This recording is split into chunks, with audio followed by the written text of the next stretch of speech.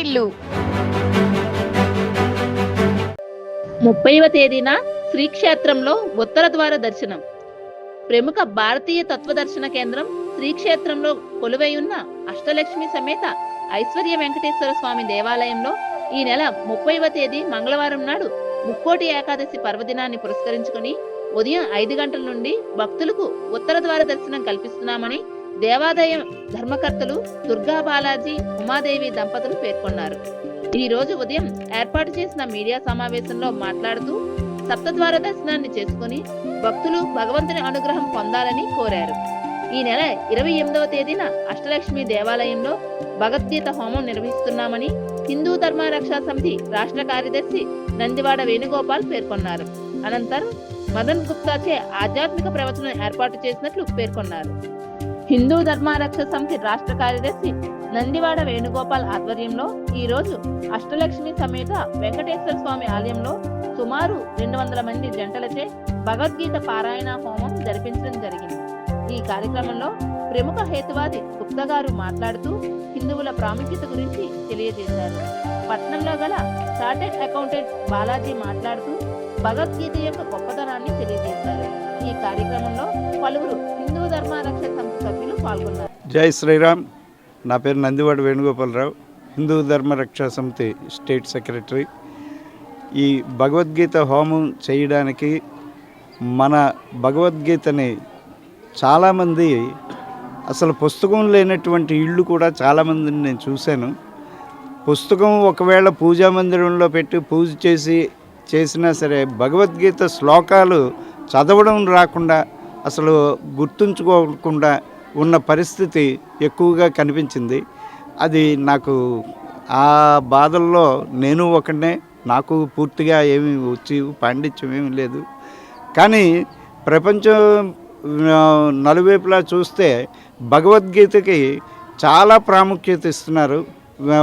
పెద్ద పెద్ద పదవుల్లో ఉన్నవాళ్ళు, పెద్ద స్థితిలో ఉన్న వాళ్ళందరూ కూడా ఈ భగవద్గీతకి అంత ప్రాముఖ్యత ఇస్తే మన కృష్ణుడికి మనకిచ్చినటువంటి అమృత భాండాగారం మనకి సమంగా అందడం లేదు అని చెప్పి సమాజంకి చాలా దూరం అయిపోతుంది ఈ భగవద్గీత అని చెప్పి సమాజానికి అలాగే ప్రజలందరికీ కూడా ఈ భగవద్గీతని చేరువుకి తీసుకురావాలి అని చెప్పి ఈ విధంగా ప్రతి నెల ఒక హోమం నిర్వహించి ఆ హోమంలో ఈ భగవద్గీత పఠనం చేయిస్తూ మిగతా ప్రజలందరికీ కూడా హోమంలో పాల్గొనేటట్టుగా మనం ఈ విధమైన కార్యక్రమం చేస్తున్నాం.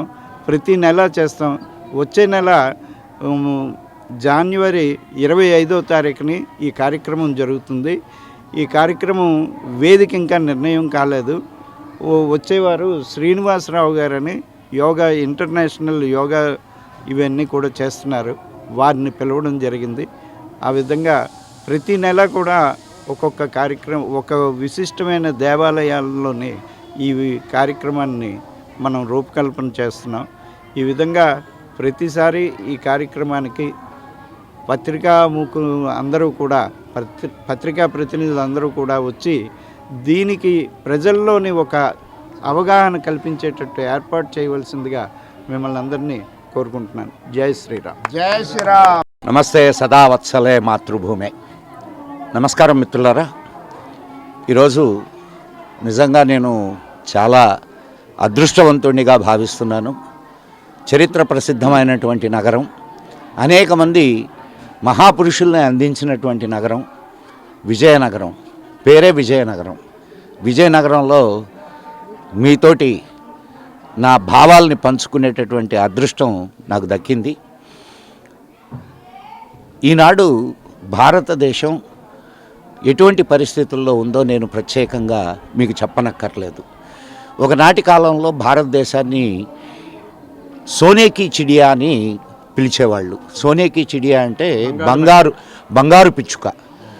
బంగారు పిచ్చుకని ఈరోజు మనం ఒక 300 సంవత్సరాల క్రితానికి వెళితే ప్రపంచ జీడిపిలో 1/3 వంతు భారతదేశపు కాంట్రిబ్యూషన్ ఉండేది. ఈనాడు 1.5% మాత్రమే భారతదేశపు కాంట్రిబ్యూషన్. ఏం జరిగింది ఈ 300-400 సంవత్సరాల కాలంలో అంటే మనల్ని పూర్తిగా బ్రిటిష్ వాళ్ళు రోడ్డు మీదకు తీసుకొచ్చి నిలబెట్టారు. పోనీ మనకు స్వాతంత్రం వచ్చింది అని అనుకున్నా, అంటే 1947 ఆగస్టు 15న మనకు వచ్చింది స్వాతంత్రం అని అనుకుంటున్నారు. కానీ అది స్వాతంత్రం కాదు, అధికార బదిలీ. ఇది నేను చెప్పడం కాదు, మన వాళ్ళు సంతకం చేసినటువంటి పేపర్ మీదనే ఉంటుంది. మీరు కానీ జాగ్రత్తగా చూస్తే దాన్ని ట్రాన్స్ఫర్ ఆఫ్ పవర్ అనే పేరుతో మనకి తెల్లవాళ్ళు బయటకు వెళ్తూ నల్లవాళ్లలో తెల్లవాడిని వెతికి అక్కడ కూర్చోబెట్టి వెళ్ళారు. దానితో ఈ దేశం మరీ అట్టడుగు పరిస్థితికి చేరుకుంది. మరలా కల్చరల్ రివైవల్ మొదలైంది, అంటే సాంస్కృతిక పునరుజ్జీవం మొదలైంది. ఇది భారతదేశాన్ని ఖచ్చితంగా ప్రపంచ పటంలో అత్యున్నత స్థానంలో ఉంచుతుంది అనడానికి ఎటువంటి సందేహం లేదు.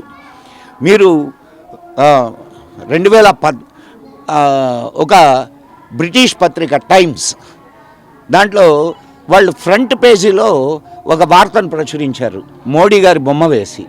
ఏమిటంటే భారతదేశానికి 2014లో స్వాతంత్రం వచ్చింది. నిజమైన స్వాతంత్రం మనకు 2014లోనే వచ్చింది. అయినా ఇంకా హిందువులు స్వాతంత్రం పొందలేదు అని మాత్రమే నేను అనుకుంటున్నాను.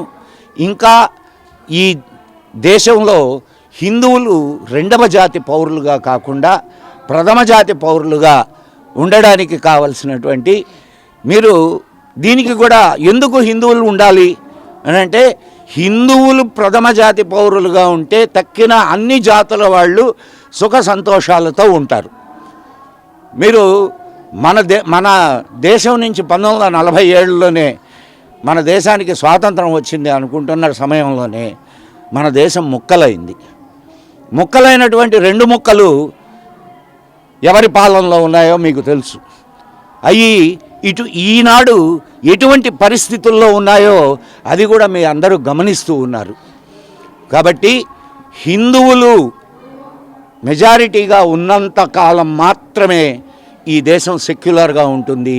ఈ దేశంలో అందరూ సమానమైనటువంటి హక్కుల్ని పొందగలరు. ఈ విషయాన్ని ప్రజలు గుర్తుంచుకోవాలి, రాజకీయ నాయకులు గుర్తుంచుకోవాలి.